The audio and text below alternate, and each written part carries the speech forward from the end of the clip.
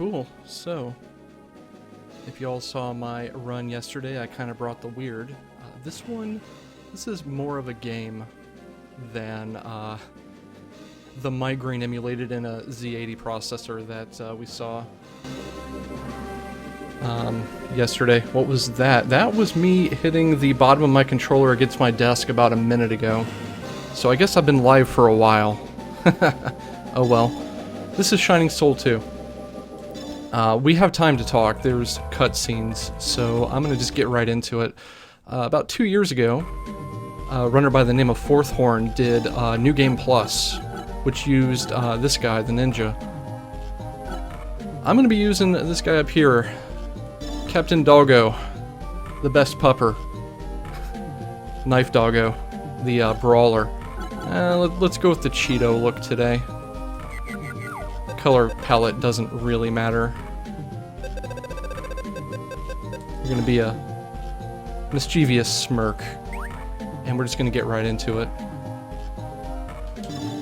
So unfortunately, this being practically a full-blown RPG, there's about 4 minutes of intro, so we have time to talk.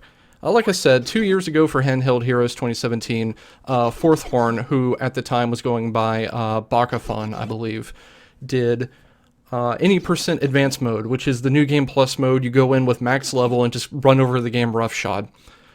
I'm not doing that. I'm doing normal any %, start from level 1, have to deal with building and designing my character as we go. That means I have to make some considerations as to how to deal with taking the game on 20 levels weaker than I should be. So in Advanced mode, Ninja is the character of choice because you have speed. It's a spell that the ninja can cast to run faster. Well, you know, speed run, right? Seems reasonable. When you're severely underleveled, you kind of have to worry about things like, how am I going to kill bosses? And Cheeto Dog here is the king of finding ways to inflict damage while severely underpowered. We're going to abuse a skill called Guts to take on the first half of the game far weaker than we should be able to. Presuming I don't forget any of the route and completely spaff the run. We start off here beating up a paste. It's not a slime, it's a paste. We get to introduce here cutscene mashing. There are 2 types of cutscenes. There are cutscenes that you can advance and cutscenes you can't advance. Cutscenes you can advance, you can push A to go to the next text box and B to fill the current text box. So cutscene mashing involves holding your thumb between B and A such that if you press down, you press B first and then just mashing as hard as you can like that. Cutscenes you can't advance. You kind of can. Even the ones that are supposed to run for a specific period of time like this, where you can't accelerate them, if you mash A like a madman, every couple of A presses will actually display an additional character. But I work in IT, I work in programming, I don't want to destroy my wrist, so I don't do it. And that probably leaves about 45 seconds on the table in any given run, but I like having hands, you know? So I don't do it. There is an exception. There is one specific area in the game where I do it, and I'll point it out when I get there. Anyway, the story that gets scaffolded here, I am running in Japanese, by the way, because with the amount of text that's in the game, it's about 15 minutes faster. It's way too much to not do. But the story that's being set up here is that you are a brand new level 1 adventurer, level 1 knife doggo, level 1 stab pupper, heading out in the world, and you come across the kingdom of Clantol, where a tournament is going on, and you enter the tournament and do pretty well and end up fighting against the captain of the guard, Death Art, who will absolutely never be a bad guy in this game, I assure you. With a name like Death Art, he's got to be top-notch. You know, all aces, good guy. Your battle with Death Art is interrupted by one of the castle stewards coming and telling you that the princess has been kidnapped, and Death Art drafts you into the investigation to try to find the princess, and that's basically the past 4 minutes summed up in a nutshell. Once we get inside the castle and talk to the king here, I will have character control and we can actually start the run. Here's another cutscene mash. You know you're doing it right if you hear only one tone per text box. I'm not doing it right a whole lot here. So the first thing you do when you've told the princess has been kidnapped is go shopping. We don't need this, that's a multiplayer thing. We don't need this, we want a better claw. And then I'm going to quickly throw an herb into my hotbar. I know it's not 420, but we need the herbs. And I'm going to get 4 points in intelligence to give me a little bit more MP, or SP I should say, to work with for my attacks. And I'm going to take a level of claw mastery. Now, Knife Doggo has 2 weapon types it can use, knives and claws. Typically, if you're playing casually, you would want to pick one and stick with it. I'm actually going to be building a hybrid, but we're going to focus on claws in the beginning, because they let me do that. If you hold down A, you can charge up a charge move, right? And that lets you lunge forward with the claw, doing 3 attacks, and it has a significant amount of knockback to it. It's going to be my main method of offense for some time now.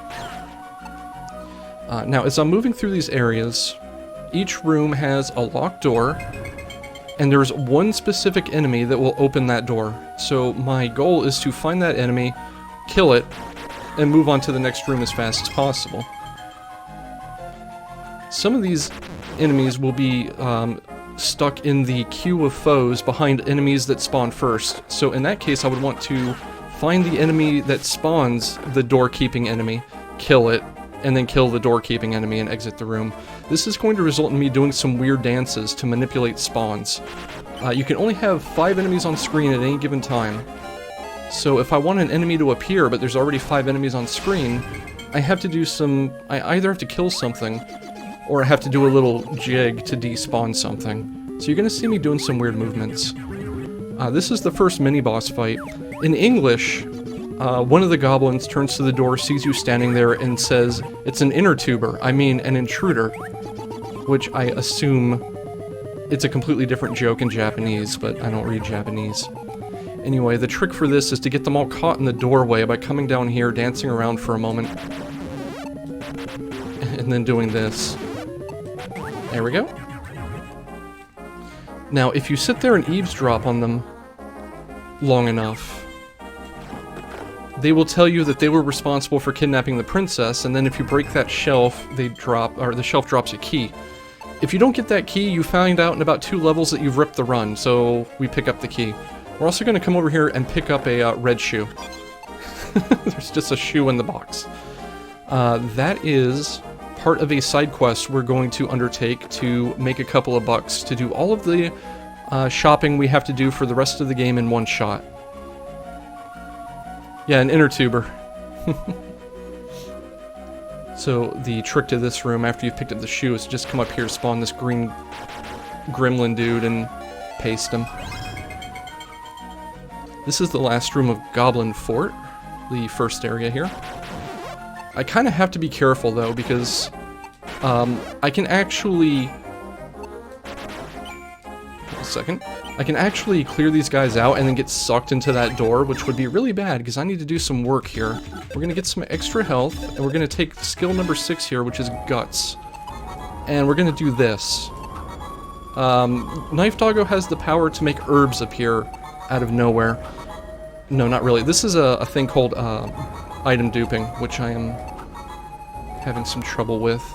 It is not quite a frame-perfect trick. I think it's a 2 to 3 frame window.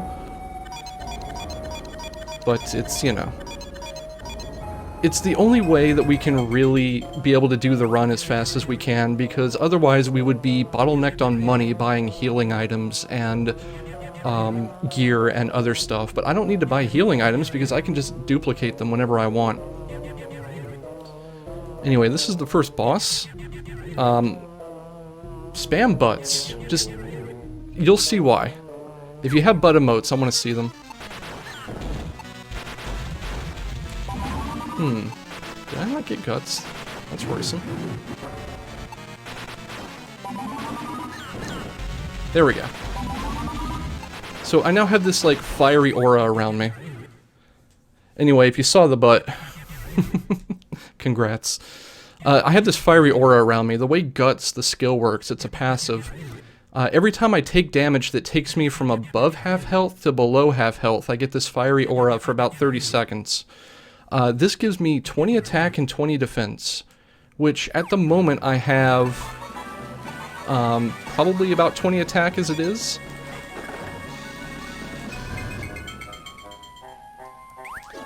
So it doubles my attack. You can also stack it. You can get multiple stacks of guts, and that will give you 40, 60, 80 attack. That's the main way we get through the first half of the game. I'm gonna go over here. I'm gonna give this girl the red shoe. She's gonna give me the blue shoe she was wearing, and the only purpose of the blue shoe is to sell it. So we're gonna come over here to the shopkeeper. We're gonna sell this blue shoe and this one item I got, and we're gonna buy 4 grenades. Because they just sell grenades, an additional recall wing, and a healing drop. And we have 1 gold left over. Perfect. So, as far as plot goes, we discovered from the Goblin Fort that the princess was indeed kidnapped and was taken to the palace of a witch called Wizari. So we're now heading there. But to get to a witch's place, you have to go through a cemetery or a graveyard first. I guess they're the same thing, aren't they? So we get to go here. There is a significant softlock risk here, so if that happens, I just have to reset the game and start over in this level, but it didn't happen. Just sometimes when moving through here, this purple mummy can despawn. This is a little dangerous, because they could decide to multi-hit me and I die. Alright. So, the one major softlock risk has now been bypassed. Just once in a while, for some reason that I haven't completely pinned down, when moving through that room, the purple mummy will despawn. The purple mummy is the enemy that you have to kill to open the door. And if it despawns, you just are stuck in that room forever. There we go. Oh, no, I want this. That was healing water. That is the best healing item I can easily access. That will make the latter half of the run significantly easier. Here's the one place I do actually do a cutscene mash on a cutscene that can't be sped up, because this guy is slow if you don't mash him. The idea is you have a mummy who is intelligent and speaks normally, and this other mummy who's a little slow, and that's reflected by very slow dialogue. So if you mash A there, you can speed it up just a bit. If you hang around and let them talk, they will eventually move that gravestone and will reveal the soul of an adventurer. The adventurer you talk to at the beginning of the game, actually. Why his soul is just under a grave chilling out? Well, we'll find out. So I still have a good number of herbs. That's good. This run basically comes down to duping as little as possible. Like, every time I use healing items, that means I have to dupe them back again later, and that's time lost. So it's very careful healing management, balanced with the fact that I need guts to be able to kill bosses and certain enemies quickly. So while I don't want to heal too much, I want to heal just enough to get guts in places.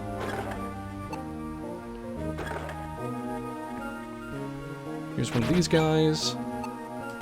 This guy can hit for 35, so I'm a little...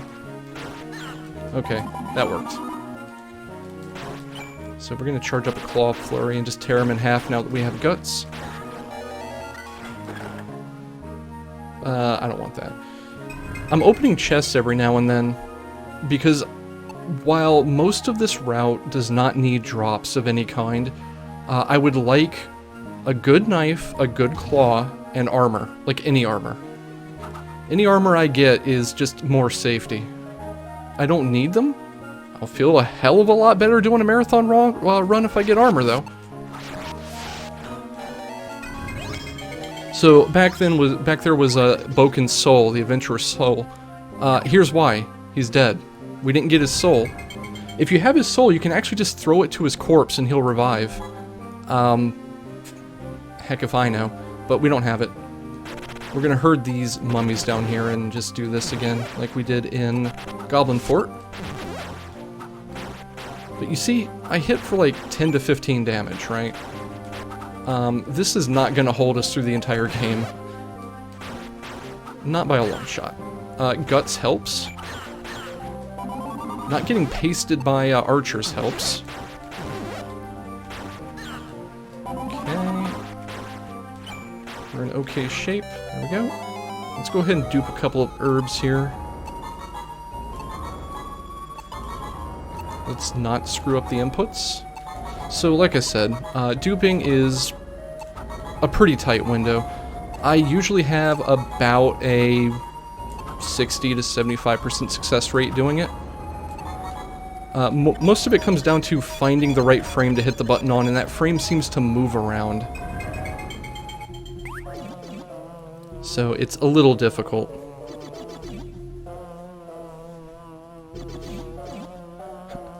Shining Force run win. Not from me. I'm sorry. So this giant chungus is the golem of the cemetery. The strategy here is to run in, get punched, and that will give me not only some more offensive capability, but I will be able to take his hits better. I also now have double stack guts. Ooh, there we go. No problem. Now I have triple stacked. There we go. No problem. So you're supposed to be about level 10 by now. Level 8, level 10. I'm level 2, effectively, because I've only spent one level of what I've gotten. I make an attempt to dupe herbs, or whatever healing item I have, while waiting for the level to end, just because it's time I'm sitting there doing nothing anyway.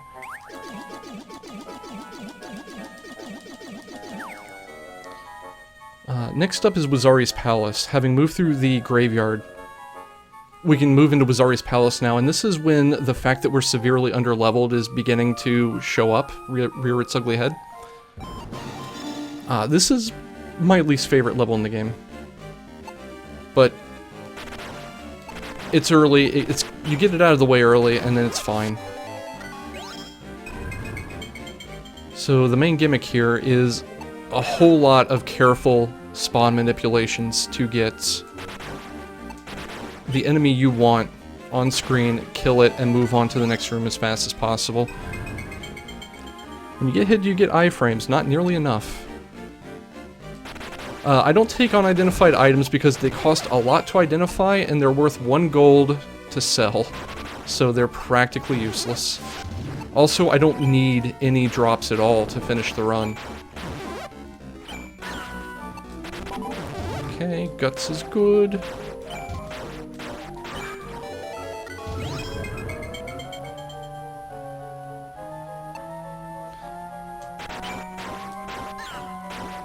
Okay, perfect.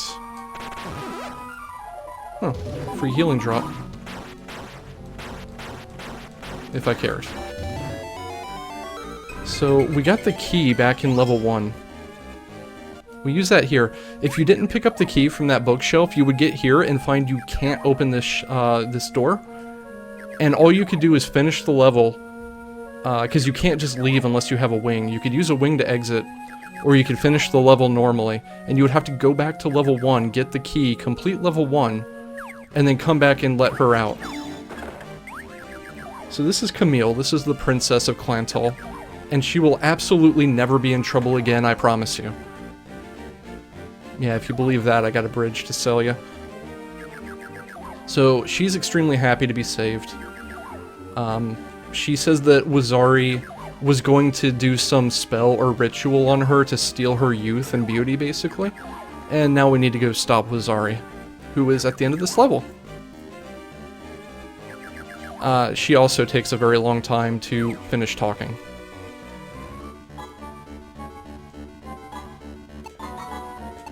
Let me just... I need a lot of herbs. You're going to be seeing a lot of duping. I do have a better healing item in my inventory, but I don't want to use it yet because herbs give me the ability to carefully manage my health to force guts procs. Here's the first staircase of Wazari's Palace. Whoops. I got hung on the geometry there for a moment. So up here is going to be a blue spider. This blue spider can end runs because it can crit for 40. It's done it twice to me.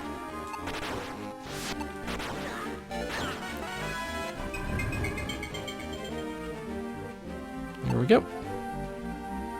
Next we've got the small dining room, which we bag a couple of ghosts up at the top of the screen, and then we're going to get a spawn of a blue one to the left shortly.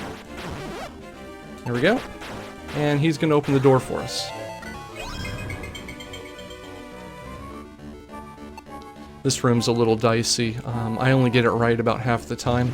So what we want to do is we want to come up here as fast as we can, bring the rats with us. Nope, that didn't work.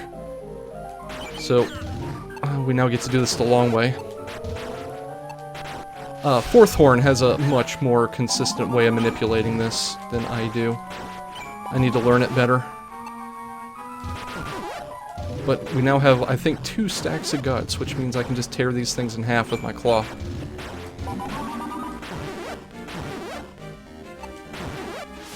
Alright, here's the dingus we want to take down. A little low on herbs because I had to force some guts procs out. Like I said, duping is a pretty core thing to this run.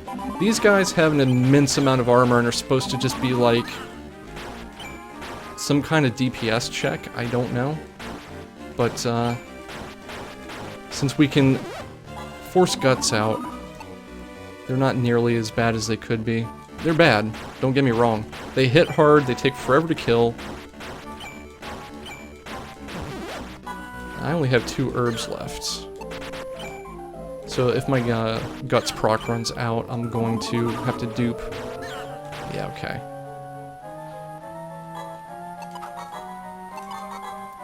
Guts works, like I explained before, if you fall from over half health to under half max health, you get a single stack that lasts for 30 seconds. All stacks you have run concurrently, so you can have 1 stack that runs out in 5 seconds, 1 stack that runs out in 10 seconds, so on and so forth.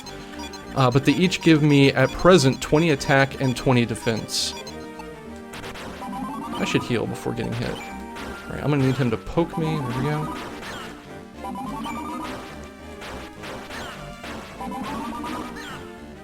You would think this is going badly, but unfortunately this is exactly how this room goes. It's just, these guys are unreasonably tanky. Even in a casual playthrough, this room is awful. There we go. This room is nothing. And here is the large dining room. If you just tear off to the right here without stopping for anything, you can despawn most of the enemies on the left half of this room. And then just take these out. This white mouse can actually hit really hard. There we go. Trading cards. We don't care about trading cards in this run. Most people don't care about them in casual playthroughs, to be honest. There we go. Like I said, this is my least favorite level in the game. And this is why. It's just a slog of really tanky enemies and really weird spawn manips. I'm gonna dupe up for the rest of the level here instead of doing it in the next room, and you'll see why when I get there.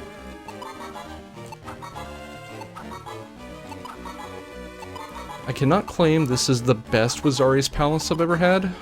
Far be it from the truth. But we're doing alright.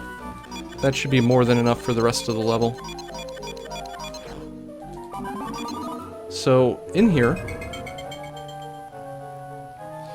At the very top of this staircase, we have an enemy I call the Blast Processor, because it's a Sega game, why not? It's a wizard, a blue wizard that casts Blast, which is a spell that summons a green tornado that hunts you down, gives you no iframes, and doesn't disappear when you get hit by it. So if you get hit by it, you just pretty much get torn in half. So this is actually a pretty close to a 50-50 shot that I'll die here. It happens in a lot of runs. So I'm actually going to clean up as we go here a little bit so that I can have multiple stacks of guts. And I'm just ready to go. Yeah, it's totally your fault. If this guy casts, I'm screwed, but he didn't. So we'll quickly clean these guys up too. And I will purchase some skills, or stats and skills and all that stuff. 24 health, rest in the dex, guts level 2. And then we'll buy the first level of knife that we're going to use. Perfect. So the blue wizard that I tunnel visioned there didn't get to cast, fortunately, but if he had, I pretty much would have been guaranteed dead.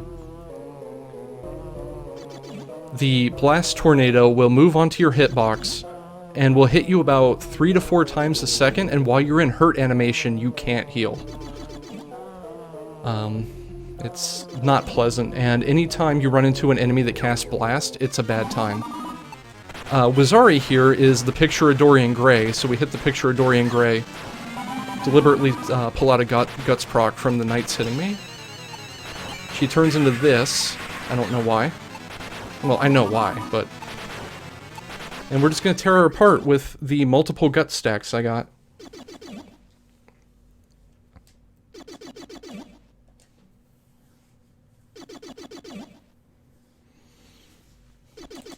So, in the English version, she actually, like, reveals her plan to sacrifice young ladies to maintain her youth, and ends the dialogue with just, oh well, and then dies. I love it. Hey.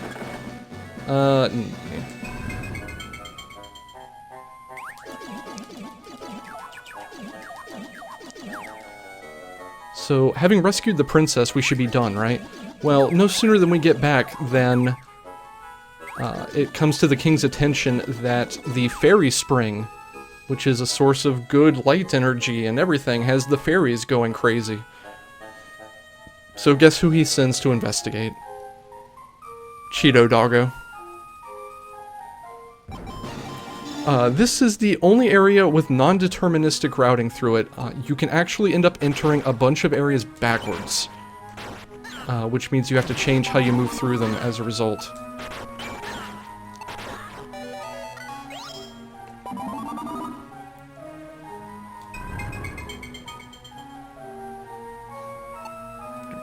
This is a room where you have to just kill all the kobolds.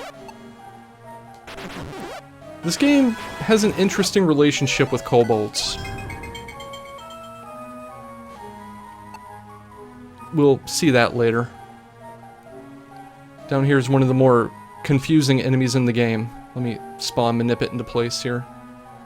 There we go. Half of a unicorn.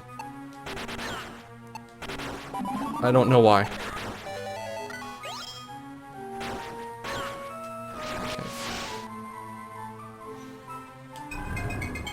But this is all Fairy Spring is a series of just isolated clearings in a forest, and yeah. We're just going to try to move through here as quick as possible. It's a little bit labyrinthian, if you don't know where to go. This guy can hit really hard. He's killed me a couple of times as I've run through this game. Let's see, I've entered this area backwards, so I'm actually a little bit confused about where I'm supposed to be going. This is correct. That's what I was talking about. You can just enter any of these rooms from the opposite side that you usually do. It's a very small chance. And it's just like, well, good luck figuring out where you are. That green goblin is the thing I need to kill. You'll notice I'm missing a lot, and that's because I'm severely underleveled. So my dex is lower than it should be. So because I entered this room backwards, I have to go over here to find the exit.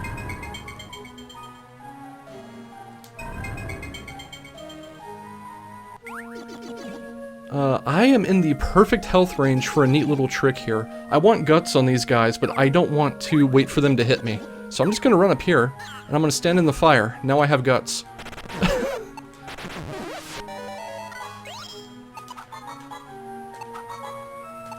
I will be duping healing items much less very shortly. We'll actually switch to a stronger healing item in the next level.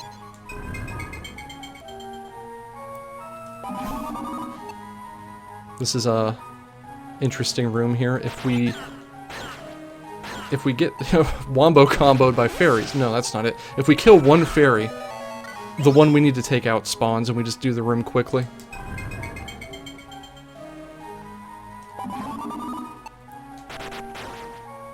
This room's a little scary because these guys can do 35 to 40 damage, and if two of them decide to hit me at the same time, I'm gonna have a bad day.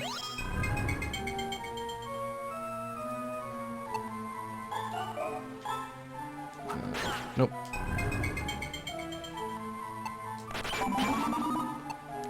Yeah, there we go. Yeah, there was a good solid hit out of him. That's what I'm talking about.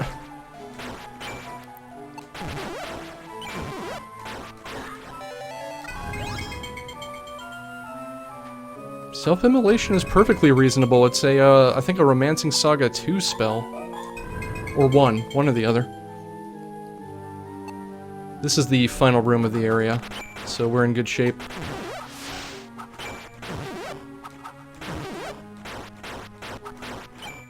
These guys are kind of beefy, and my guts proc is out, so I'm going to try to deliberately bait a hit. There we go.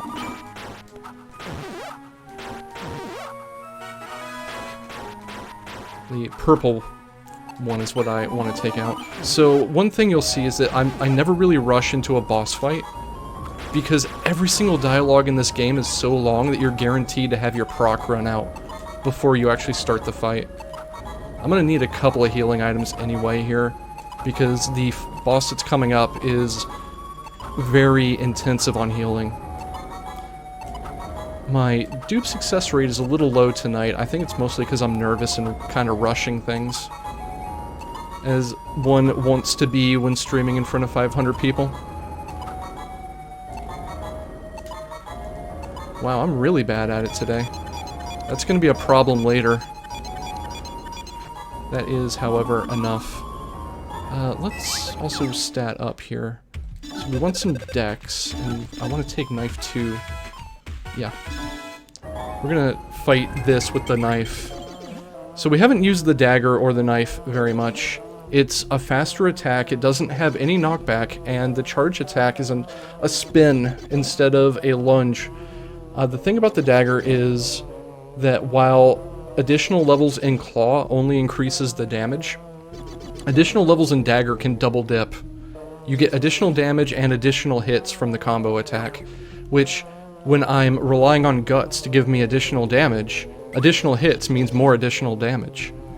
So we'll be using the dagger for hardened enemies like bosses and whatnot. This boss here is Cleon, the Fairy of Light, and the Water Sprite. I just completely bunged that. I should have healed there, but it's okay. So you'll see there I didn't actually get guts out of that. And the reason I didn't get guts out of that is it was not actually the hit that took me from above half health to below. It was the holy damage proc from the attack, which is different.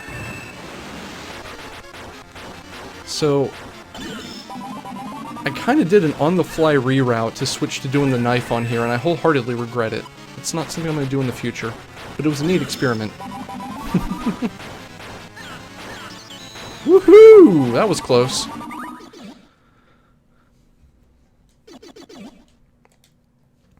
Certain attacks have a chance to proc an elemental secondary effect. The spinning orbs around Cleon can proc a holy effect, which doubles the damage of the attack, and if it's that double damage that pushes you below half health, you don't get the guts proc. It's very unfortunate. I also want to remind that I am still basically at level 1 strength with a starting weapon, and that's why I'm having so much trouble. But that's soon to come to an end.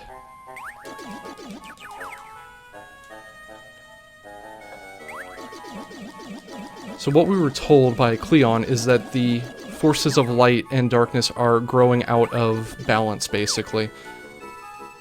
Because we killed Wazari, then the forces of light went crazy, so now we've killed Cleon, or at least beat down Cleon, she's not actually dead. So now the forces of darkness are out of control again, so now we're gonna hop on a boat and float across the ocean. But first, we're gonna activate a side quest. This guy is reading a letter from his grandson, I want to say? And the letter from the grandson says, "Help, I've been kidnapped by pirates."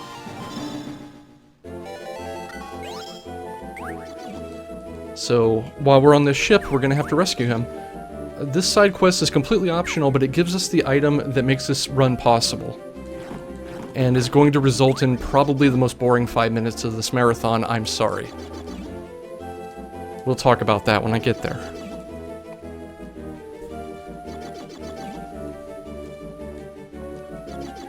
So, this guy tells us that the captain of the ship has gone crazy.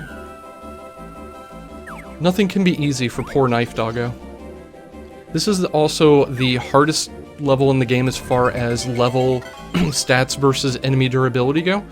Because, like I said, we're still at level 1 attack power, basically. But we are halfway into the game now. So everything is just going to be incredibly spongy. I'm gonna have problems killing anything. And we're gonna rely heavily on guts to get anywhere. On the plus side though, Knife Doggo has the most, like, confident walking animation ever. Very determined.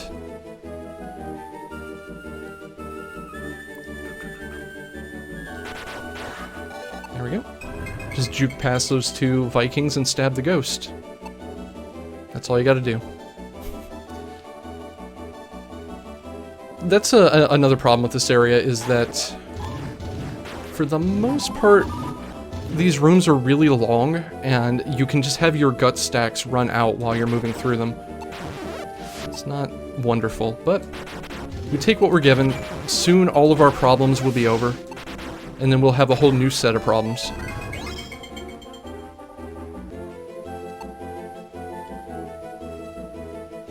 Let's see.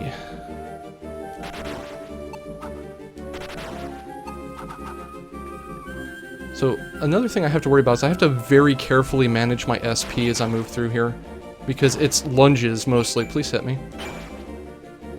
Thank you. It's lunges mostly that do the damage, for now. And if I run out of SP, well, I can't do lunges. I'm murdering this guy because I want to. Well, yeah, because I want to, but also we're going to start dipping healing water. Healing water will be a full heal, full health restore, all the way through the run. It restores 100. I'm never going to have more than 100 health. Also, very, very, very soon, Guts is not going to matter nearly as much as it has been, so I'm not going to have to worry about riding a red line with proccing it. So we're going to move to the larger healing item now. Because I have exactly one of these, I'm going to need to dupe it a few times, but that's fine. I just used one on accident. Oh no. That's fine.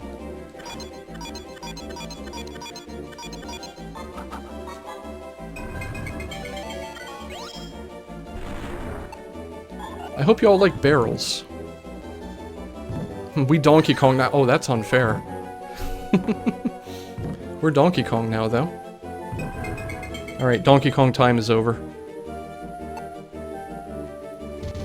Wow, they're being really good at blocking me today. That's fine, though. Also, be very careful when opening menus in the presence of enemies, because it can just lag the game to hell and back. I probably lost a good 2 seconds to that. But I needed to switch to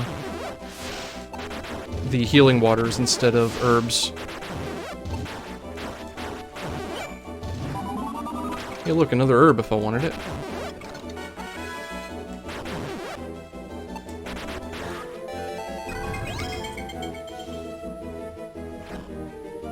This is the Viking bedroom.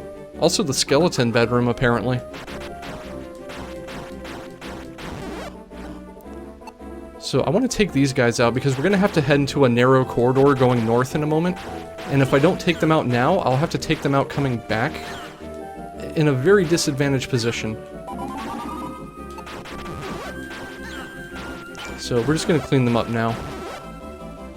Yeah, see, they would have just followed me in here, and then I would have had a problem. You'll see sometimes I proc when I hit a yellow number, or just yellow Japanese text. Those are... misses are the just text. I believe it's just the word miss. The yellow numbers are a marginal hit, a glancing blow, whatever you want to call it. Those represent that I failed my dex roll on the attack, but not bad enough to completely miss. They do about 1/4 of the damage in normal attacks, and they don't flinch enemies, which is really bad when there are certain enemies that you're really only alive because you keep flinching them. I'm just going to take a couple of hits here, I think. Yeah.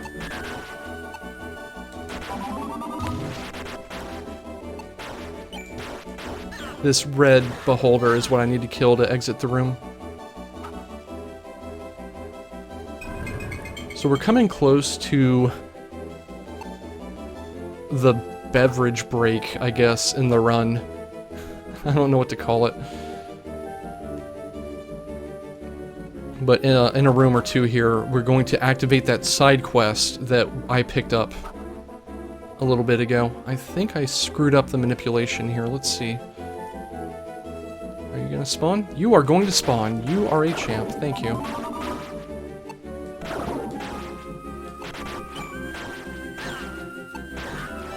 Okay. So in this room,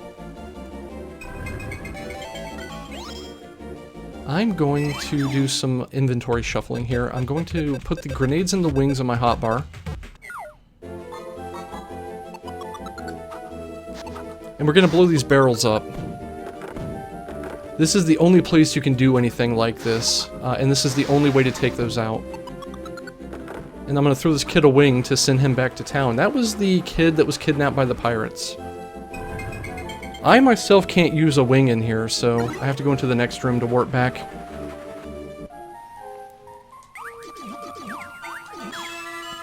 So he gave me an item. Oh boy, here we go. This is power wine. This gives me 1 strength when used. Now, if you're an observant person, you would see I have 16 strength, and you would say, hey, Triz, why did you do all that for 1 strength? Well, I didn't. I did all that for, is it 5, 10, 20 strength, 100 strength? Nah. We're gonna dupe this to 200. It's gonna take a bit. There's a specific reason I picked 200, though. At 200 strength, I pretty much can one-shot the rest of the game, with the exception of bosses. So I have to dupe this 184 times. I'm sorry. So we have quite a bit of time to talk here as I do this. As I had said previously, the advanced run uses the ninja. The reason the advanced run uses the ninja is you can actually just go into the run with any custom-built character because it's New Game Plus, right? So you build a max stat character and just run the game over with it. We can't do that in normal any percent.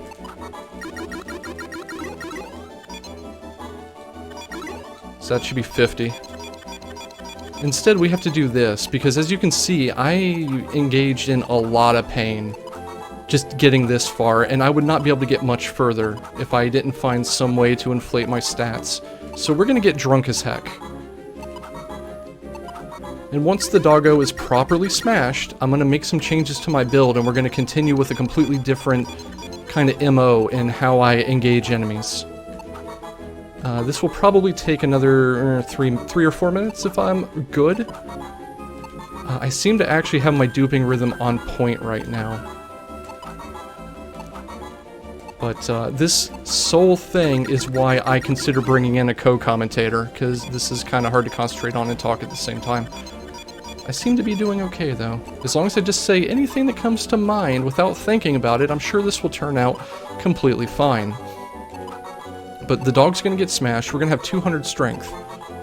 Strength applies a straight 1-to-1 ratio to your attack power, which in turn applies some kind of formula determining against enemy defense to find damage. Long story short, I'm going to go from about 10 damage a hit to about 120 damage a hit. So it's very much worth doing this. I will be able to kill anything in the next couple of areas in one claw charge. I'll be able to kill bosses in a couple of knife spins. And in Chaos Castle, the last dungeon of the game, I'll be able to kill anything in one knife spin.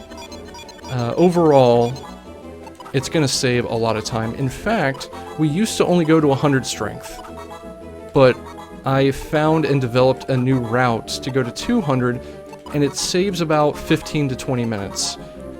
The only cost is a severe amount of RSI and a severe amount of fun taken out of the run.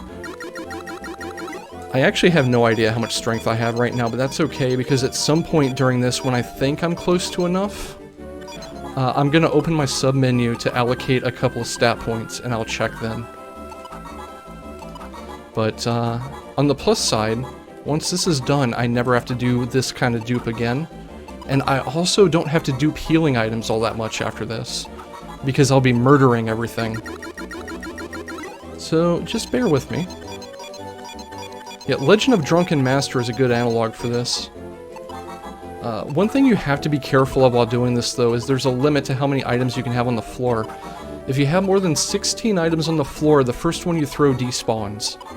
So if you just have a really good dupe rhythm and kind of just zone out and trance on it, you'll start losing power wines on the floor, and that's just a waste of time. I've done it before where I just kind of go into a flow state and dupe way too much. I actually duped exactly 16 right there, I think. We should be around 100 right now. I'm actually going to check in just a moment.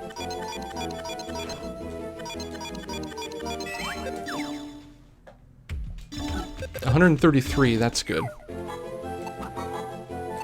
So we're almost there. It's not a bad dupe. The unfortunate thing is because you're duping so much, your dupe performance, how precise you are with the inputs to do this, is a significant factor in your speedrun time. And I would love to find a route or a category that doesn't do this. The closest I've found is Dark Wizard.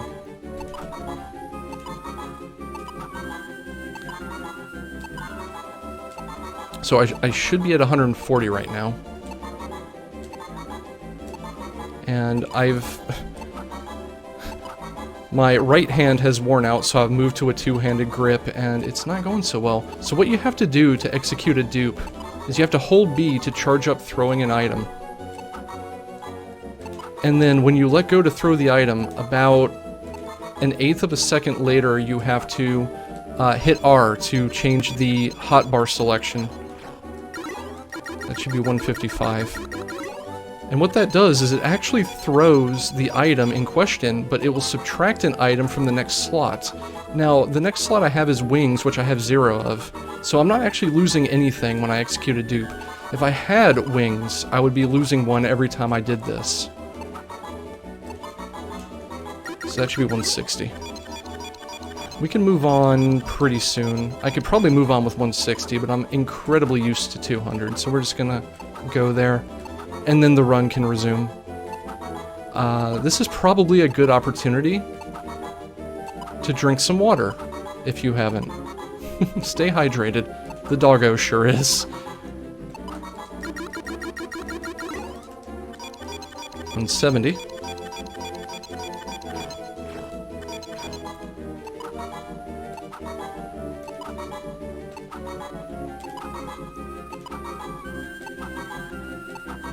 you will see a very tangible difference to both my damage and my speed at moving through the game. I assure you. 183.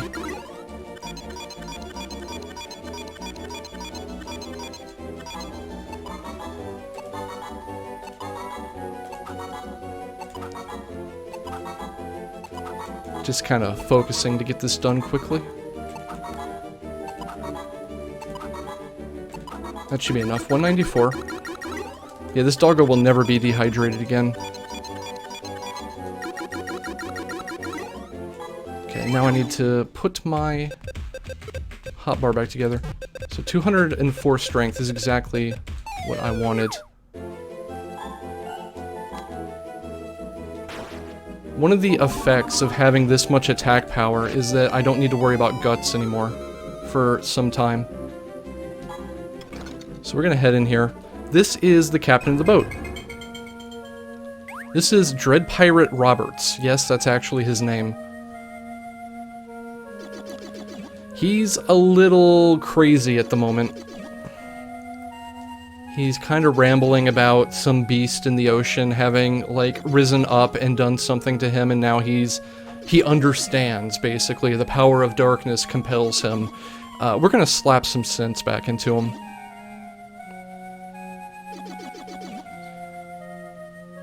To be honest, that was a pretty good duping session, all told. I do apologize for the dead time in the run, but it is what it is, and it's the only way we could do what we do here. He's gonna spin. I'm gonna let him do that. I'm gonna pull him over here. Charge up a knife spin. He's now stuck. So see, I'm doing about 130 to him a poke, give or take. He's done. That was a boss.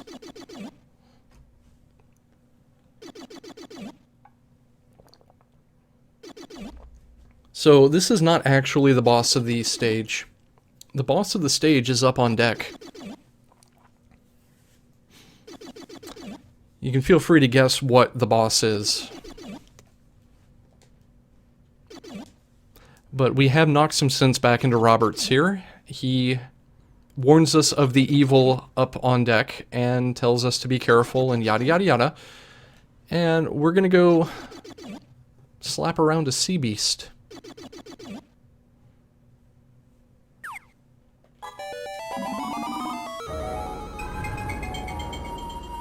It's time. Okay, that was a bit early. It's time for calamari. So this guy. Poke, poke, poke, poke, poke, poke, poke, poke. Charge a knife spin while the boat's rocking. Spin. Poke, poke, poke, poke, poke.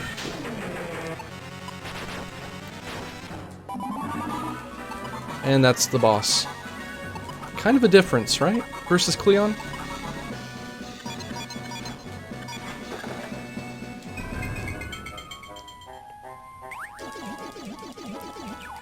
The difference was I went from 16 to 205, approximately. Story so far. Having secured passage across the sea, we are now being sent to the coldest heck, or no, I'm sorry, the driest heck desert to find the source of the people messing with the balance between good and evil.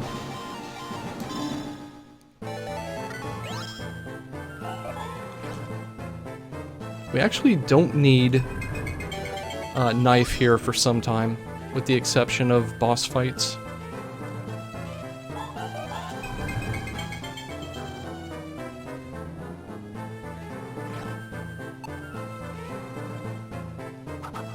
If I were to get tired while duping, or just not want to do it in one sitting, I would actually clear this area out and do it here, but we have all the strength we need.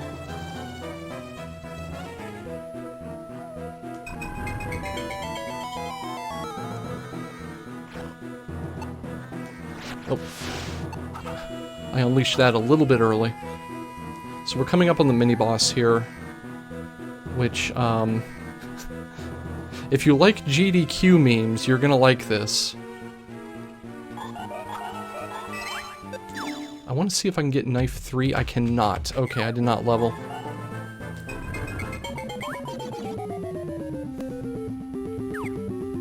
Orb.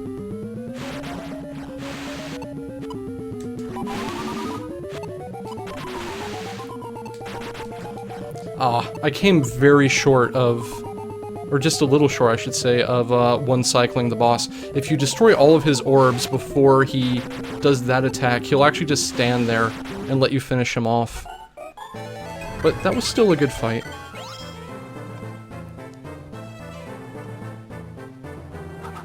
Orb Snake. Yep. Who's my least favorite character to play with? Oh man, Dragonute. Dragonute is just so slow.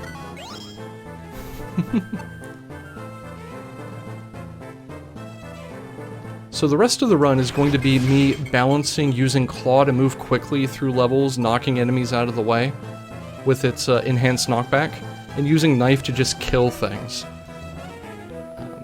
Which, like I'd said, it's a hybrid build. Kind of the crazy thing you would only come up with in a speedrun. This thing casts Blast, by the way, I ain't having it.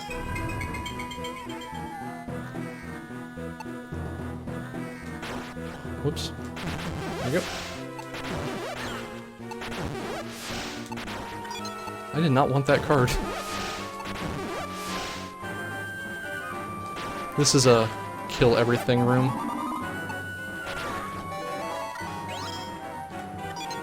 I'm actually gonna equip that. And at the same time clear my inventory out. Oh no, I want that actually.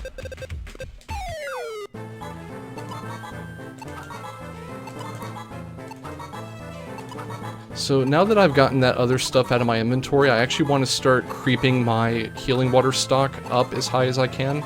I can have up to 25, probably 24 healing waters actually.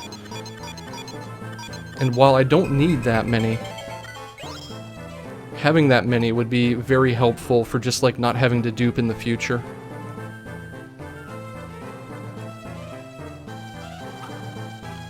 So obviously we've gone from being really underpowered to being really overpowered.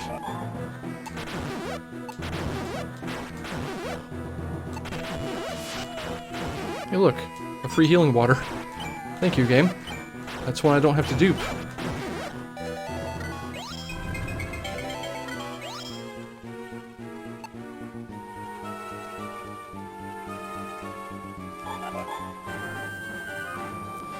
If you're wondering why I flutter into the menu every now and then like that, that actually cancels my attack charge without consuming SP.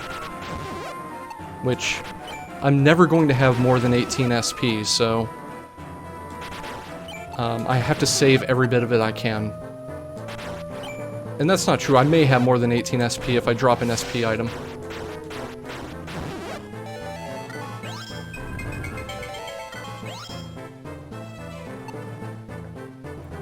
The rest of Dry as Heck Desert is pretty much just a straightaway. We just kind of do the usual of manipulating enemy spawns, killing the doorkeeper, and going on.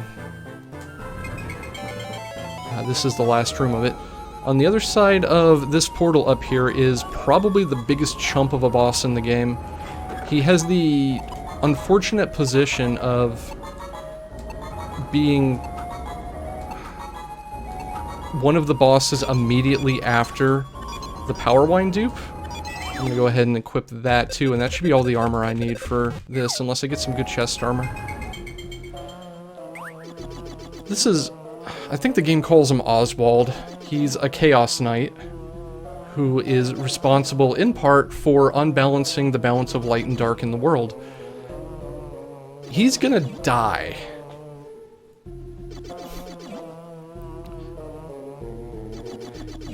Is Dry as Heck Desert its official name? Yes, it's D-R-Y-A-Z-H-E-K. Or is it with an I? It's with an I, yeah. But anyway.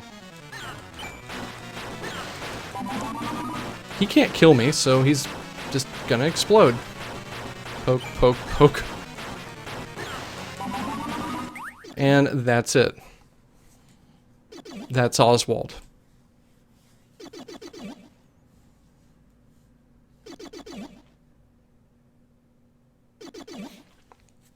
Oswald kind of just banters about how chaos is the way of things, and you know, you can't stop the Chaos Knights and whatever. Just get poked a lot. Oh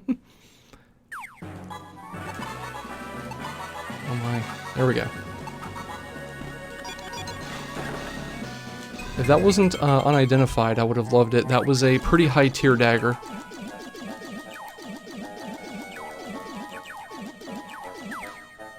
I kind of shy away from unidentified items because they take time and money to identify and are otherwise useless, and because I can't read Japanese, they could pop with a modifier that I really don't want and I wouldn't know it.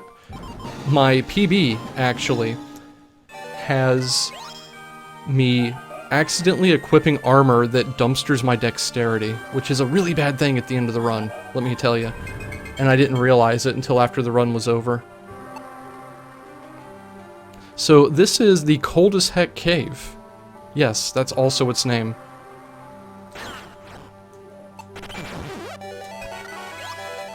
That level up is important. I'm actually going to use it right now to get knife 3. And finish off my Vit. 90 HP is all I'm going to have for the entire run. Actually, I could finish the run here. I have the stats I need and the skills I need. But I am going to gain a couple of levels incidentally.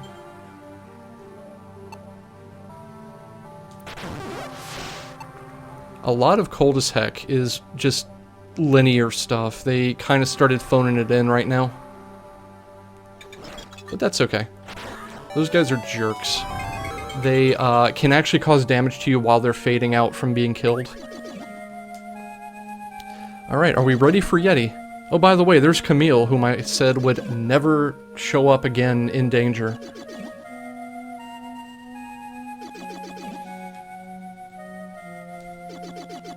So, yes, get ready for Yeti. This Yeti has punched me dead from like 60 health. He worries me. There's actually a clip somewhere on my channel of me talking confidently about getting rocked by things, and then he punches me and I die.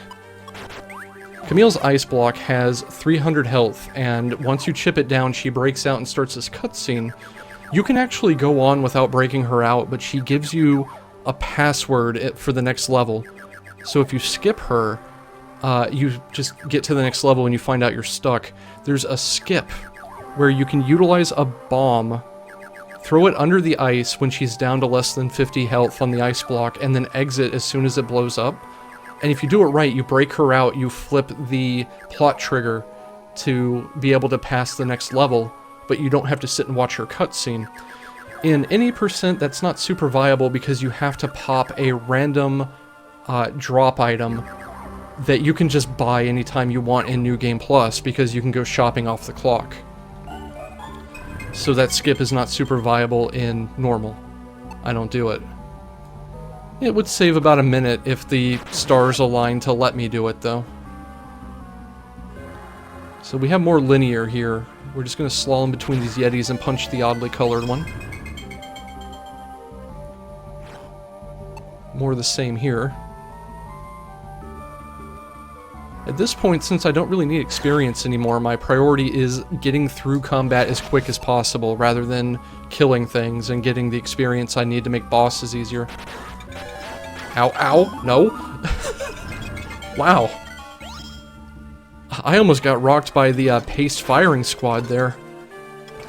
They almost showed me the door. I think I was down to 4 health. Just Shining Soul things. This room is just a linear thing. You can tell the chime that you hear when I enter a room. That one will indicate to me that, hey, this is a room where the door spawns even if you don't kill anything. So these are rooms that I just want to run through without stopping to, like, fight anything.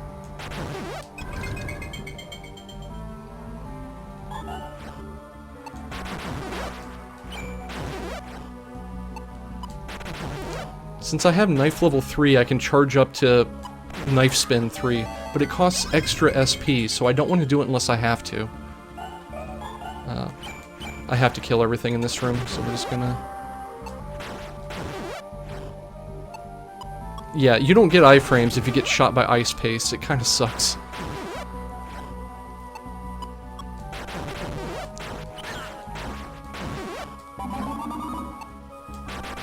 These golems, by the way, have some really impressive butts, too. Mitten. I'm actually, even though I have 15 healing waters, I'm going to dupe a couple of more right here. And the reason I'm going to do that is it's going to give me an opportunity to regenerate some SP. And I would have to do these dupes later anyway. So I'm just regaining SP, and I'm defraying a future dupe I have to do. That's good. This is Vitali. He's actually a good guy. He's a sage who wants to help us. But he's going to test us first.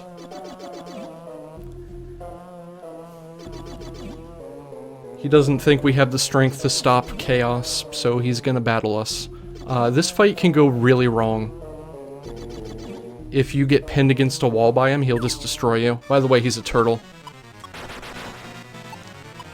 So we're just gonna very carefully maneuver him around the room. You can actually two-cycle him, but I'm not gonna get it. Yeah, he's gonna be a jerk. Part of the problem is at random, he will either not point his limbs at you. There's a third leg I need to take out, haha, right? But it's not appearing. There it is. It's largely determined by which way he's moving when he stops spinning. But not entirely. So that was Vitali. I had a couple of extra cycles out of him because he did not point his leg at me. But he's gone. And again, I took him out with a couple of knife spins and like 3 or 4 pokes. So once he's done talking, we'll be able to move on.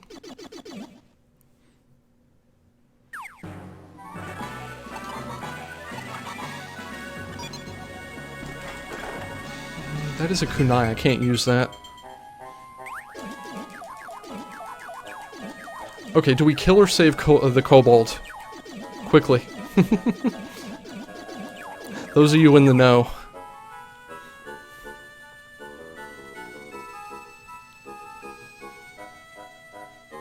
I'm not going to get the answer to that before I have to decide, unfortunately. I totally forgot to ask. So, this kobold here is named Kobotus.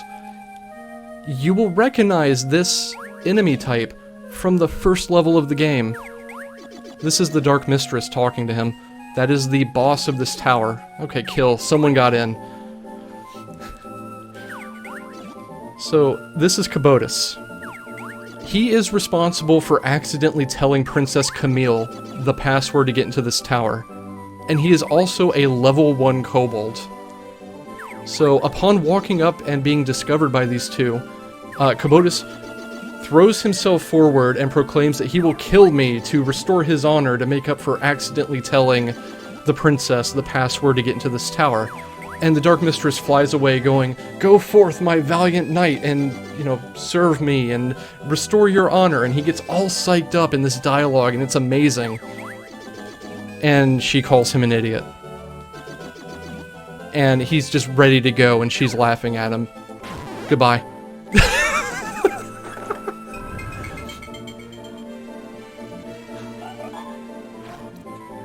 Rip Kobotus.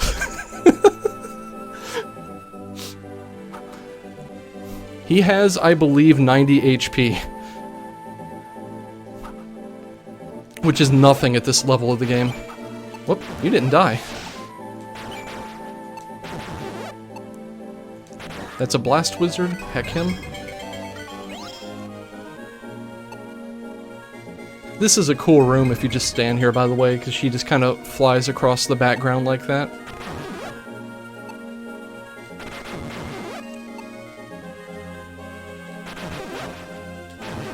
There we go. I'm burning quite a bit of SP here, so I need to be careful. I'm gonna take that in the unlikely event that I get a valuing scroll.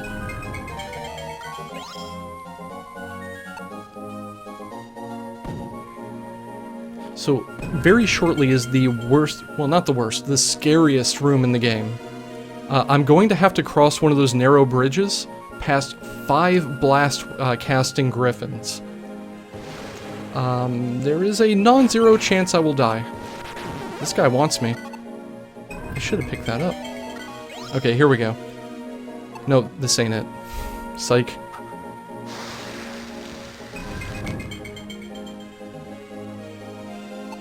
These things are kind of cool. I don't know what they are, but they're kind of cool. You can squeeze past a lot of enemies by running against the wall like this. Like, just like that, diagonally. Because it seems to shrink your hitbox. Okay.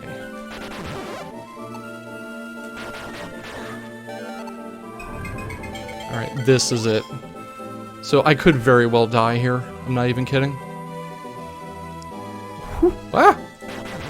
Run, run, run. I cannot overestimate how scary Blast is. I have made some sounds on that bridge. Like, we're talking scream like a little girl sounds on that bridge. Okay, but we made it. That was scary. Take these guys out. Or at least one of them. Ow. Man, I just got straight up punched. So coming up soon is the original reason why we stopped duping at 100 strength. And it's called the clone fight. You fight a clone of yourself, and it snapshots your stats. Right? So you can imagine, with what we do, we could practically get one shot by that clone. We actually stopped duping strength just short of giving the clone strength to one-shot us. We actually discovered a way to kill this boss without risk of being hit. And now that I've said that, he's going to murder me. But if it goes well, I'm going to exploit a glitch to one-shot this thing, and its strength will be rendered irrelevant. If I mess it up, he will absolutely one-shot me. It's a battle of one-shots. So what we're going to do is I'm going to come in here holding down B. I'm going to throw him a water, and then kill him. He can't handle the hydration, I guess. So the reason that actually happens is that when he spawns as a direct clone of yourself. HP, strength, attack, defense, everything. It's a direct carbon copy. But even if I weren't cheating like a total chungus, that would be a pretty lackluster fight. You would get like 2 hits and then he's dead. So what they do is they add 1,000 health to him. So he's a direct carbon copy of you with 1,000 additional health. Thing is, they don't increase max health, they just increase current health. So you throw him a healing item, he will actually consume it, and he will Dark King himself back down to your max health, at which point you can one-shot him.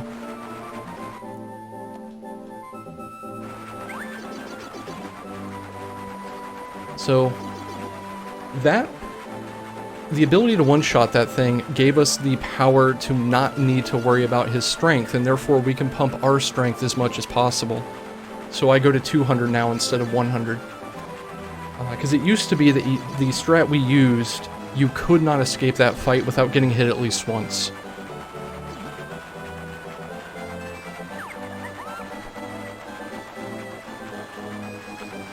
As for Dark Mistress here, we are still riding pretty high with our attack power, so we're just going to tear her apart. She actually has some really cool attacks. We're only going to see one of them.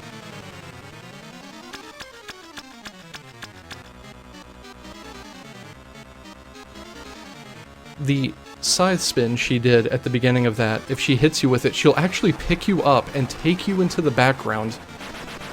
And the entire time you're in the background, she's just like pummeling you. And when she returns you to on screen, you'll have 1 health left and she'll spike you for 1 damage and kill you. It's probably the coolest attack in the game, and also the most infuriating way to die.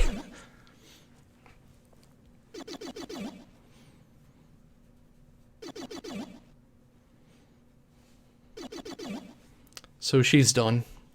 The reason we fought her is we need to get access to Chaos Castle, which this elevator thing, no, will give us access to that. But not directly. We have somewhere else to go first. So we had dry as heck desert, cold as heck cave. What do you think is next?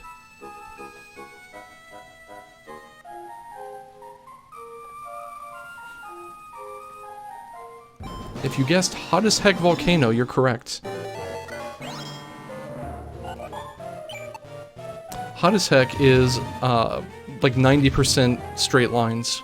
It's kind of a little boring, especially from a speedrun perspective.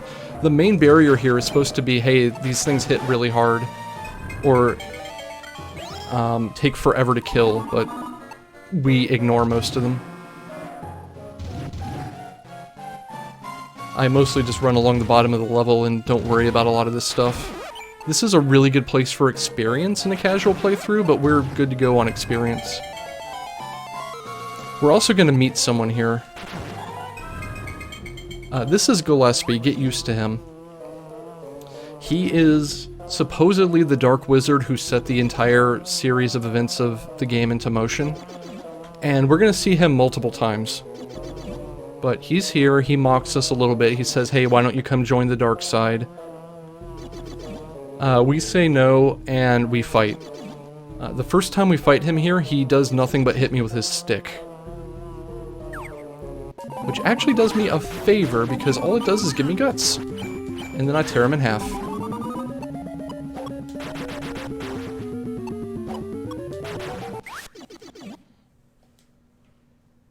Yeah. He's kind of a putz. We're not done with him.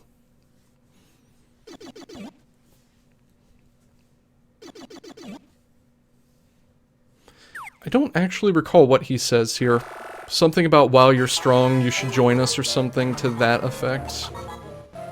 I have not actually played this in English in some time.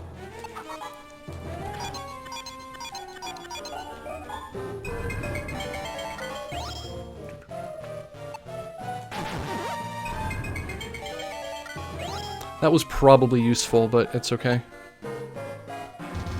That happens a lot in this run, where you drop an item as you're leaving a room, and you're like, hey, wait a minute, I could have used that. Because there's a delay when you kill enemies, and you actually see the drop they had. I need to buy some dexterity pretty soon with my stat points.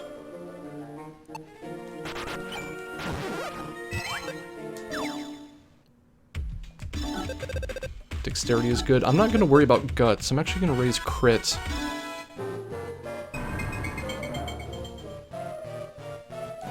So yeah, skill number 4 gives me enhanced crit chance, which if I were to crit with my strength, it's pretty explosive.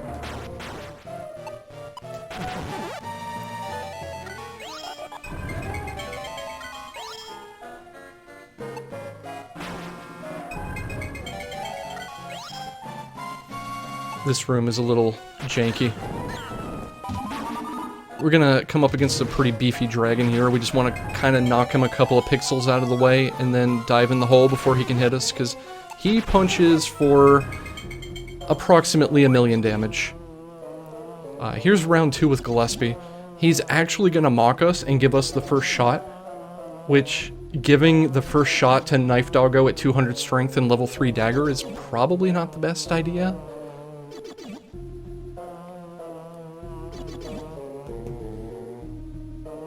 Because he will wait forever for that first shot. I can just take my time, walk up behind him, charge knife 3. There we go. Okay, that was a little janky, but it worked out.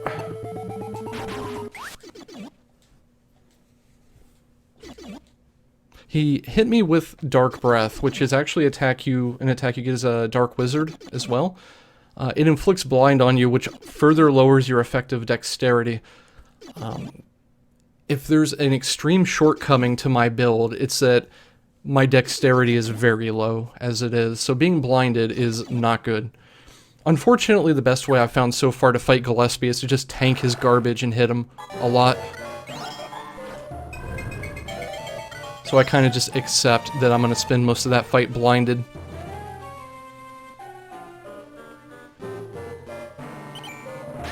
Wow, that bat's a champion.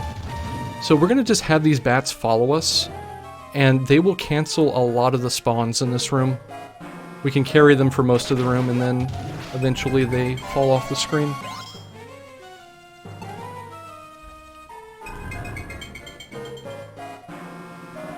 Now we have to fight one of these guys. We want to be pretty careful because that melee attack will ruin us. There we go. Just pop up to 20. We should be good for probably the rest of the run. This guy in casual play is intended to be a DPS race. The way he works is he slowly walks forward down this very narrow path and will eventually push you into lava behind where you come in. That's not going to be a problem for us. The bigger problem is that that crouching attack he does, that will one-shot me if I get hit by it. So I have to respect it and give it a lot of space. The hurt box for it also sticks around for a deceptively long period of time.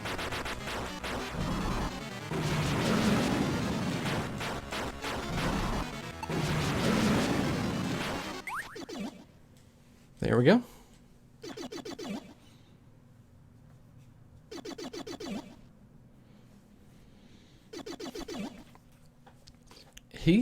This guy isn't really a good guy or a bad guy. His main purpose is to test people trying to pass through the volcano. Why? I don't know. Maybe it's just like a government-created job.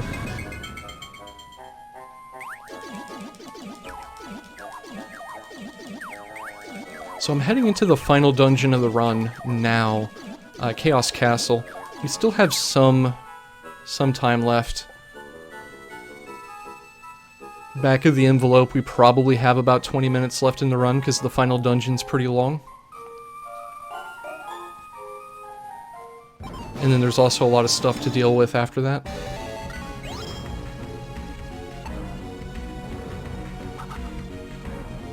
Chaos Castle has some of the best music in the game, though. It's also home to a couple of the worst rooms in the game. I had said before there was a scariest room in the game. Chaos Castle has the worst room in the game. This is also where claw flurries are no longer sufficient to one-shot enemies, so I'm going to be juggling between claw and knife a lot more than before.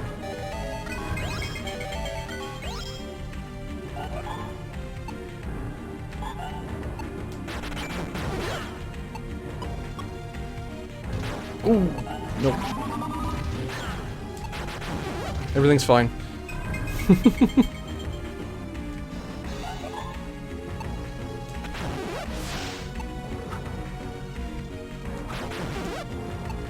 These flying gremlin things are some of the most annoying enemies. There is one enemy more annoying, actually, and we're going to run into it very shortly. It's not that one.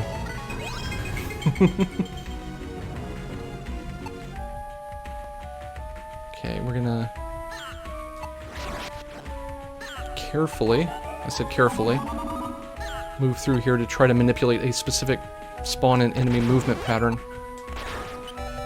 That was close to what I wanted.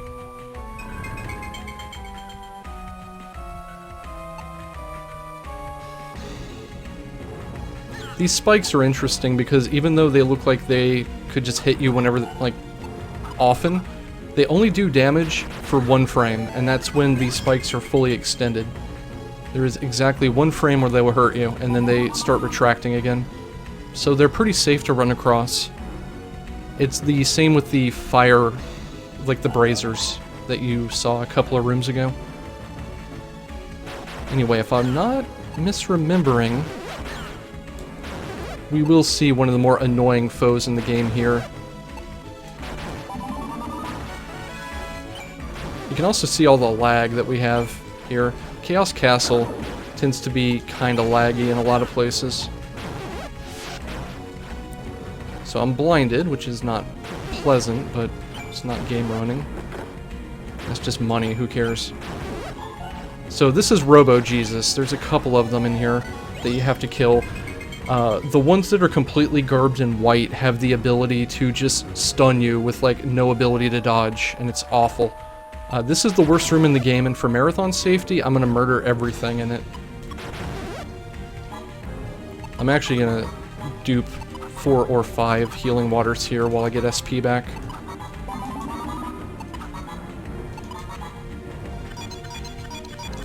So up here, you have a firing squad of enemy gremlins, the flying demon gremlin things.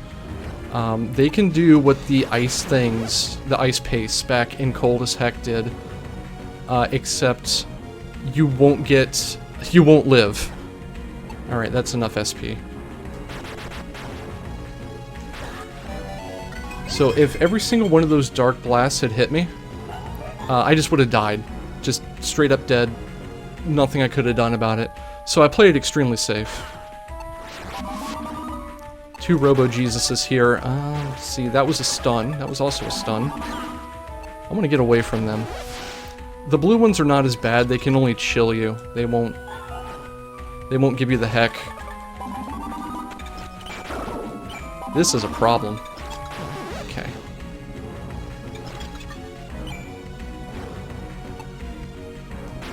I played it a bit safer than I should have, and now I have some spawn minute problems, but it's all fine.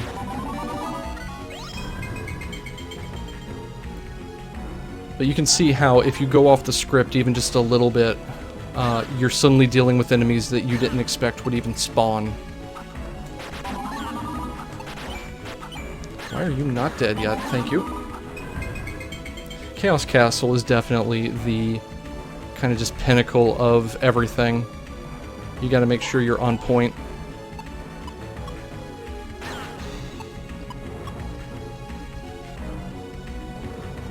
But we did okay-ish. And we're past most of the major barriers in the level now.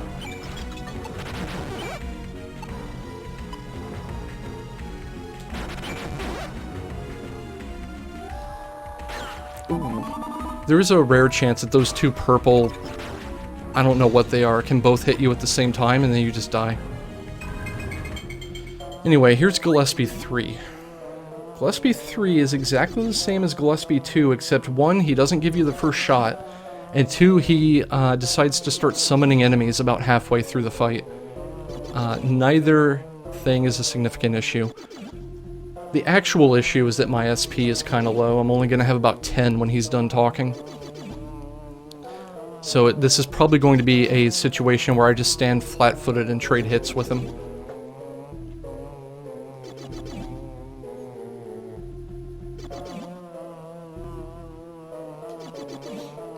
Since this is the last fight with him, he's pretty verbose. Oh, I was hoping to bait out a hit and just do that. Yeah, there we go. We'll fight in the safe way.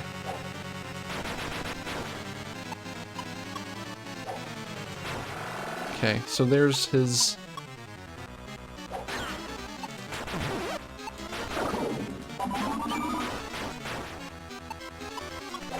That should finish him off.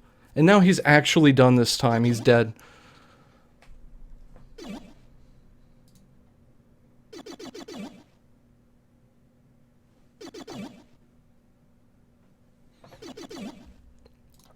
So that is the third to last boss. We have basically nothing left in the run but 2 bosses. And a whole lot of dialogue. Ooh.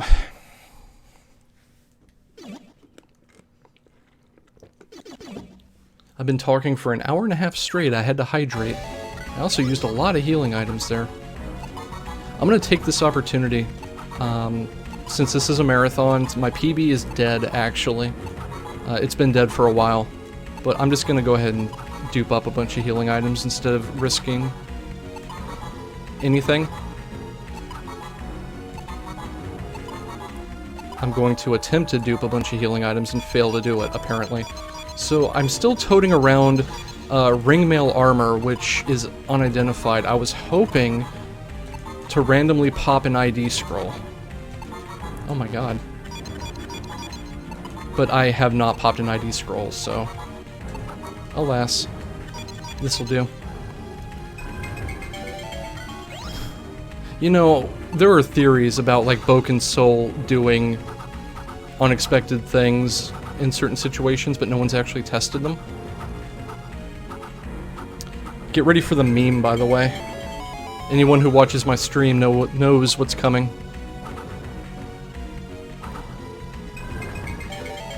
Egg.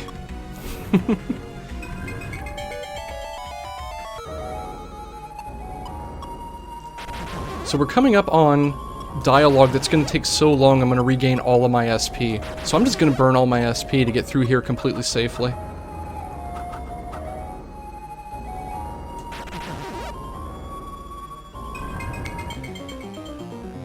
This is Death Art. He's gotten a visual upgrade since we saw him last. He's also a bad guy.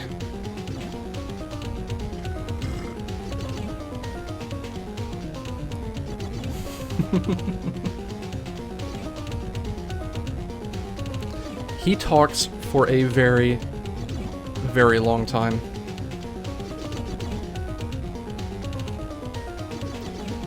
Also, this is a banger.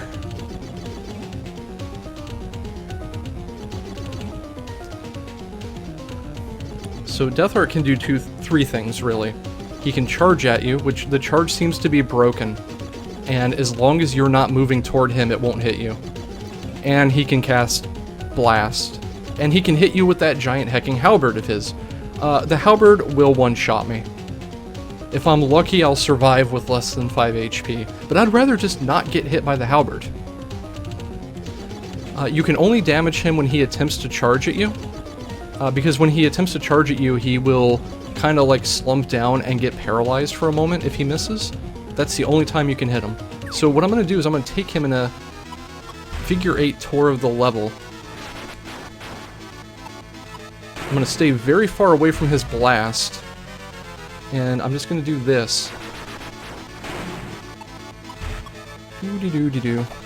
This is the safe way to fight him. There is another strategy I have that I've done exactly once in a run, and it involves standing on that tornado and mashing heal until I get about 12 stacks of guts, and then I tear him in half with like a knife spin of 5 times 600 damage. But that's it for Death Art. This being the penultimate boss, he has a lot to say. This dialogue in the English version, at least, is actually really sad. Because after you've beaten the tar out of him, he has this sense of bravado.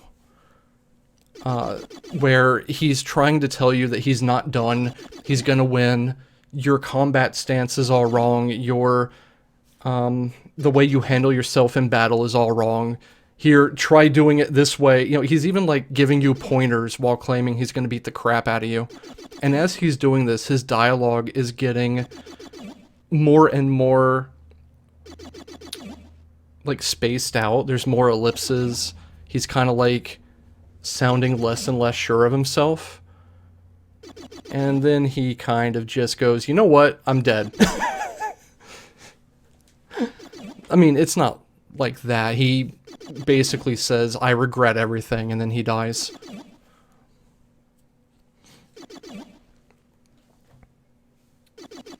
Yeah, the English version is much longer. I actually found a new strat that saved about 10 minutes on my time, and I had considered running the English version of this as a result, just because I had time off my estimate.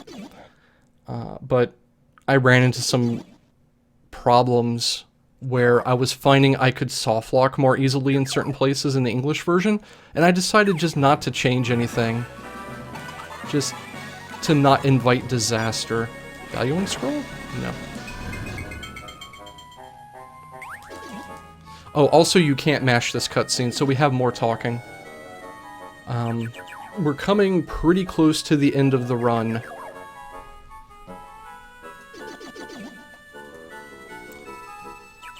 But at this point, we've beaten down Death Art, we've beaten down Gillespie, we've beaten down the primary sources of light and dark in the world. The orb that's on the pedestal there is supposed to be an indicator of the status of dark versus light, and when the two get out of balance is when chaos rises. Well, the orb says everything's fine now, so we're good, right? The king, the queen, and Camille are celebrating, telling us, hey, you must be tired, you've done amazing things, so on and so forth, you should go rest. The king actually repeats himself like 4 times, like, you must be starving, go get dinner, and then continues talking, which is probably one of the most infuriating things about this game from a speedrun perspective, is that all this dialogue you see could be cut down to 25% of what it was previously, but it's just repeating themselves over and over again. Yeah, so the biggest thing that I would want from this, number one on my Christmas wish list for speedrunning, is some kind of dialogue skip for this game. It would cut the run down to probably an hour. Maybe. Like, if I got all of the strats, executed everything perfectly, and could skip all of the unskippable text, the run would probably be an hour.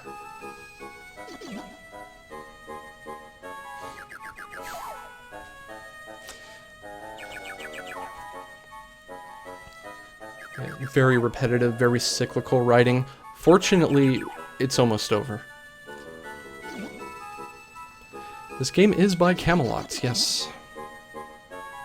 Sega and Camelot, I think, actually.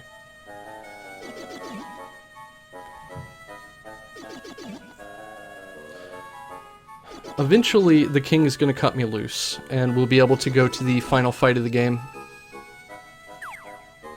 Alright, so there's a very specific sequence of things you have to do here, starting with talking to this guy.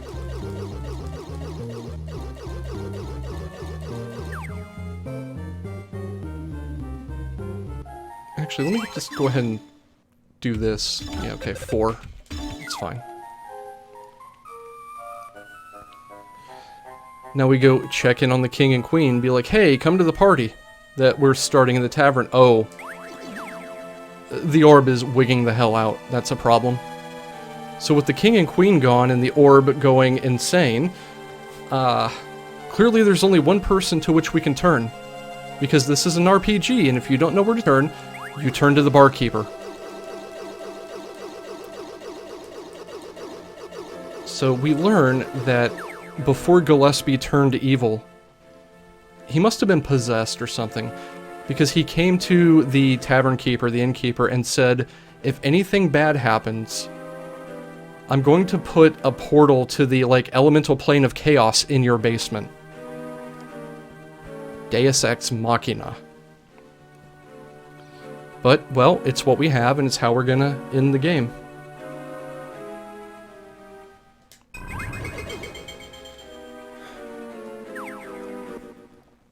This is chaos.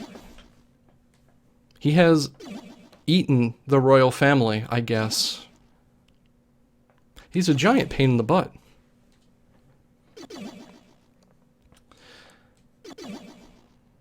So, the main danger from Chaos is that he can turn into a puddle and just, like, come at you faster than you can run, and it's the same effect as Blast. So it's kind of dangerous. The way that you stay away from the Chaos Puddle is carefully leading him diagonally around the outer edge of the arena where he has to move in cardinal directions. And hopefully this is going to be a pretty quick fight. Though if you mess it up, you can end up afflicted with all sorts of chaos things, all the status effects. He can just be a pain. That was a mistake. So if we run carefully around the outside like this, he won't catch us. We also don't want to get Dark Breath because our dex is low as it is. Getting blinded here would be no bueno. He's gonna summon, and he just follows the same pattern of Dark Breath summon, Dark Breath summon, but he's dangerous. We'll just go with that.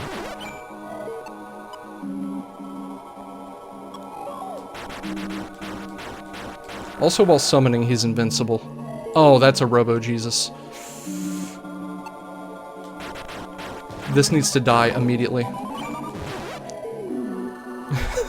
He can summon any foe in the game. So you see, I'm blinded now, so I'm having a bad time. We're fine, though. This is par for the course. I also have guts.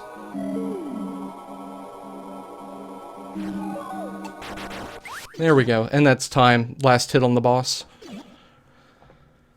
Whew. So I got a 139. That is about 4 minutes slower than my PB.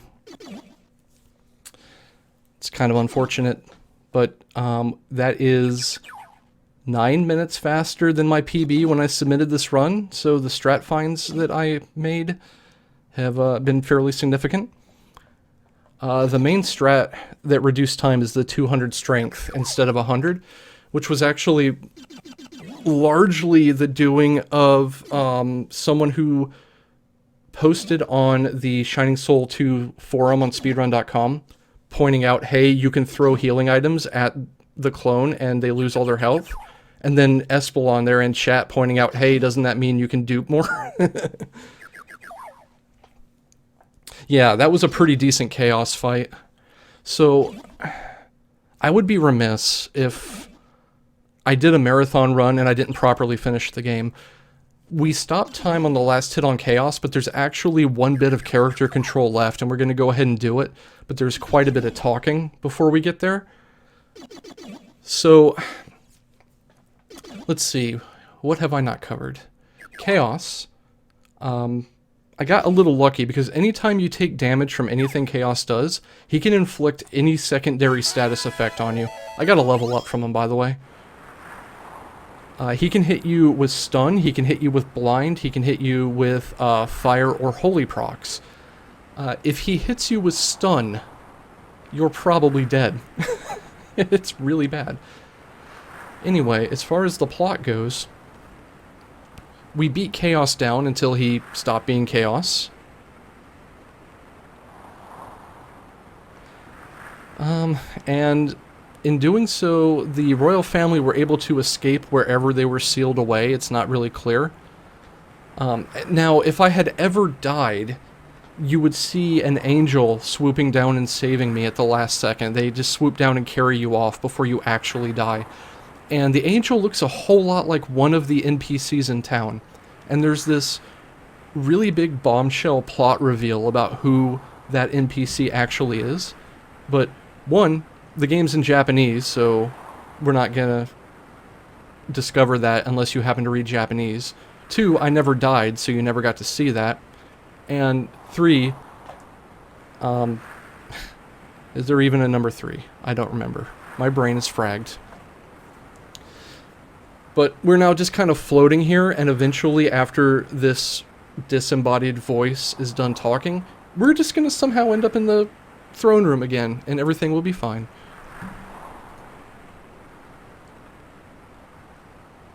Let's see. So once we're back in the throne room, like I said, we have one bit of character control left.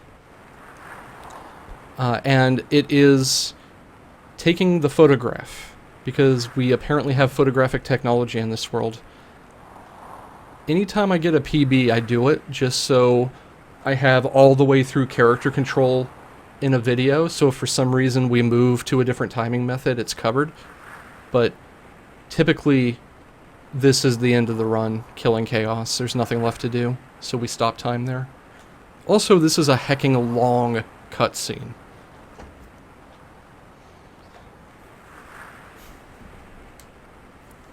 Again, all of this is very cyclical and repetitive dialogue.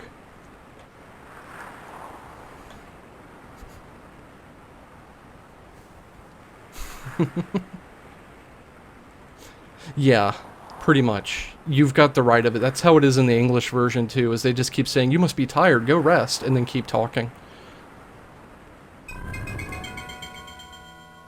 That NPC, well, like I just said, it's revealed that that NPC is like your guardian angel, and it's an NPC that stands around in town, and it's also an NPC that looks a whole lot like the angel that swoops down and saves you if you manage to die. And it's supposed to be a really explosive reveal, I guess. It's kind of cool in context. I recommend playing the game in English and checking it out.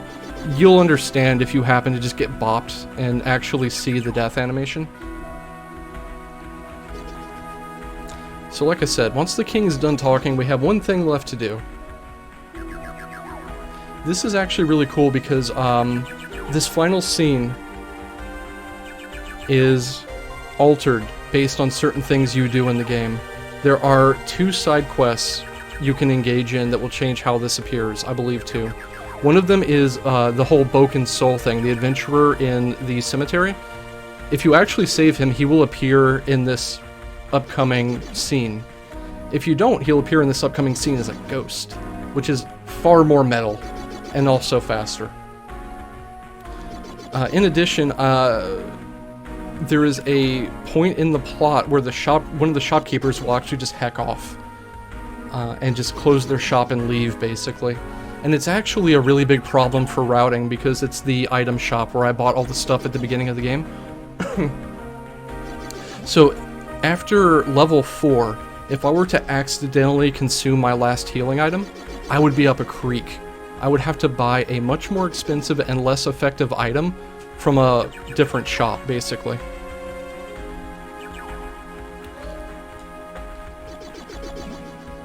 We call that cake strats because what happens is the item shopkeeper leaves and her kids take over and turn it into a candy shop. And you have to buy cake. Cake is twice as expensive as a healing drop, which is 50 health, and half as effective as the healing item I was using all run. So, not good. But yeah, you see here Boken is, yeah. He's not... Yeah. And here we have the photographer. So to end the game, we talk to him, we say we're ready, and because I'm Knife Doggo, I'm drunk as hell and I'm important, I'm just gonna stand here with my butt to the camera.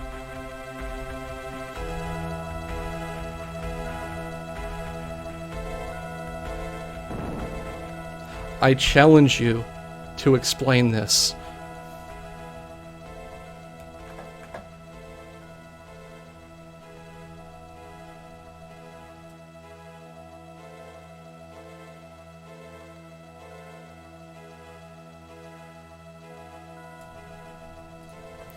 So that's the end of Shining Soul 2. It's a pretty sweet game. If you're playing it casually, it's kind of grindy. A little bit grindy. You definitely can't just run the game over like that. If you pick it up casually, I encourage you to evaluate for yourself if it's worth duping at least healing items. Because otherwise you just have gold problems all game.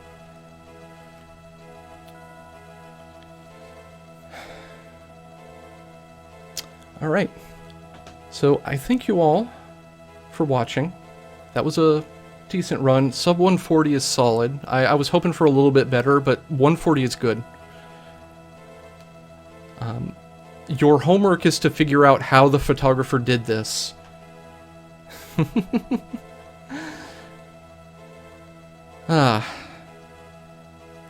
Major shout outs, by the way, to Fourth Horn, who ran NG Plus in Handheld Heroes 2017, was instrumental in developing a lot of the tech.